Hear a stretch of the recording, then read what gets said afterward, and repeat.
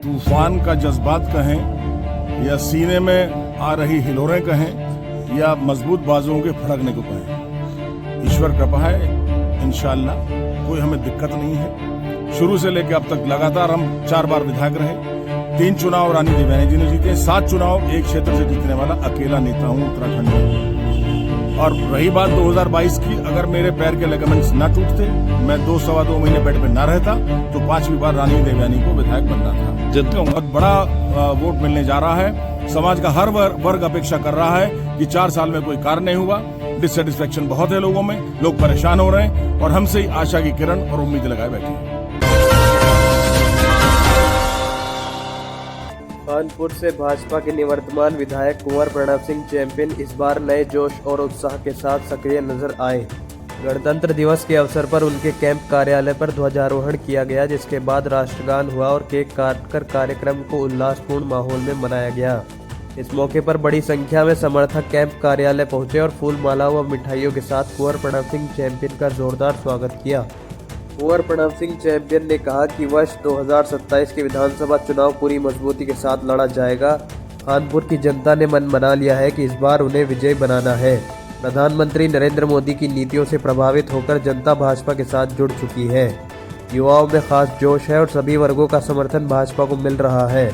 उन्होंने विश्वास जताया कि कानपुर की जनता इस बार भाजपा को जिताने का काम करेगी। मैंने कल गणतंत्र दिवस की पूर्व संध्या पर अपना संदेश दिया था। आज भारत गणराज्य का 77वां गणतंत्र दिवस है और ये फर्क समझाया था युवाओं को और किशोरों को कि स्वाधीनता दिवस में और गणतंत्र दिवस में फर्क क्या है। फर्क ये है कि स्वाधीनता दिवस 15 अगस्त को है, जब भारत आजाद हुआ 1947 में। हम अपना संविधान नहीं बना सके थे, गणराज्य नहीं थे, तो कॉन्स्टिट्यूशन ड्राफ्टिंग कमेटी बनी डॉक्टर राजेंद्र प्रसाद जी के और डॉक्टर अम्बेडकर जी के नियंत्रण में, और बुद्धिजीवी भी उसमें थे। और 1950 26 जनवरी को हमने अपना कॉन्स्टिट्यूशन को एनेक्ट किया, उसको लागू कर दिया। तब से हम गणराज्य घोषित हो गए और गणतंत्र दिवस हमारा बनना शुरू हुआ है 26 जनवरी 1950 से। तो आज 77वें गणतंत्र दिवस के उपलक्ष्य में सभी भारतवासियों को और विश्ववासियों को मैं कानपुर विधानसभा की ओर से, जहां से हम 4 बार विधायक रहे, और पूर्ववर्ती गौरवशाली लंढौरा रियासत की तरफ से बहुत बहुत मंगल कामनाएं प्रेषित करता हूं और उनसे उम्मीद करता हूं कि इस गणतंत्र दिवस वो अहद उठाएं कि मोबाइल का इस्तेमाल कम करेंगे, अपने अपने पढ़ाई में या अपने कार्यों में ध्यान देंगे। दूसरी बात, देखिए मैं ये कहता हूं, व्यायाम करिए, शरीर को मजबूत करिए। अगर शरीर मजबूत होगा तो आपका जहन भी मजबूत होगा। इसके लिए आप उच्च शिक्षा, चाहे पढ़ाई कर रहे हों, चाहे कोई व्यवसाय कर रहे हों, अगर व्यायाम करना शुरू कर देंगे तो उसमें बाधक नहीं होगा, वो आप और एफिशिएंट होंगे। तो उच्च शिक्षा, उच्च शक्ति और अपना काम, इस सब में महारत हासिल करते हुए एक मजबूत भारत के निर्माण में लग जाएं। आदरणीय नरेंद्र मोदी जी जो कहते हैं कि भारत को विश्व गुरु बनाना है, मजबूत युवा होगा तो मजबूत भारत होगा। इसी आह्वान के साथ मैं सबको बहुत बहुत शुभकामनाएं देता हूं। जय हिंद, जय उत्तराखंड। का जज्बात कहें या सीने में आ रही हिलोरें कहें या मजबूत बाजुओं के फड़कने को कहें, ईश्वर कृपा है। इंशाअल्लाह कोई हमें दिक्कत नहीं है। शुरू से लेकर अब तक लगातार हम 4 बार विधायक रहे। 3 चुनाव रानी देवयानी जी ने जीते, 7 चुनाव एक क्षेत्र से जीतने वाला अकेला नेता हूं उत्तराखंड में।